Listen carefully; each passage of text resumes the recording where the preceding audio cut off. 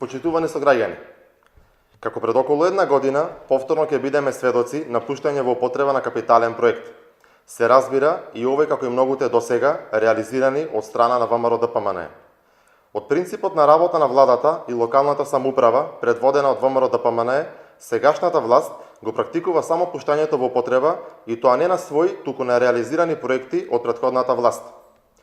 Сегашност на оваа ке влада е само она што во минатото успеа да го реализира ВМРО-ДПМНЕ. Како што вели народот, китењето со туѓи перија е одлика на неспособните, а за неспособноста на кадрите од СДС се уверивме во многу наврати.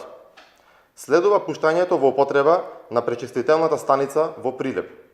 Овој капитален проект во вредност од околу 30 милиони евра, чија реализација значи трајно решавање на прашањето за третман и прочистување на отпадните води во градот Прилеп. Овој проект е пример како се реализираат ветувањата дадени пред граѓаните.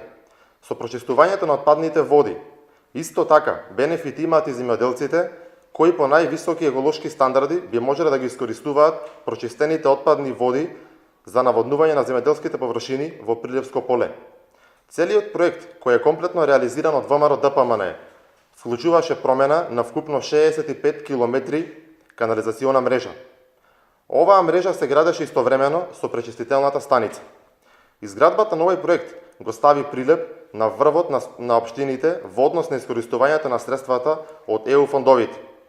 Вака треба да се работи во интерес на граѓаните.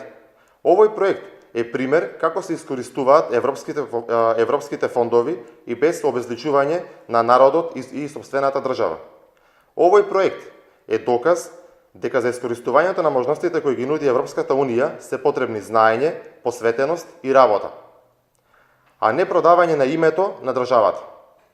Неспособноста на Зоран Заев и локалните кадри на СДС не можат да бидат сокриени пред лажните ветувања за ЕУ и НАТО, условени со угнетување на сопствениот народ и присила да го промени својот идентитет.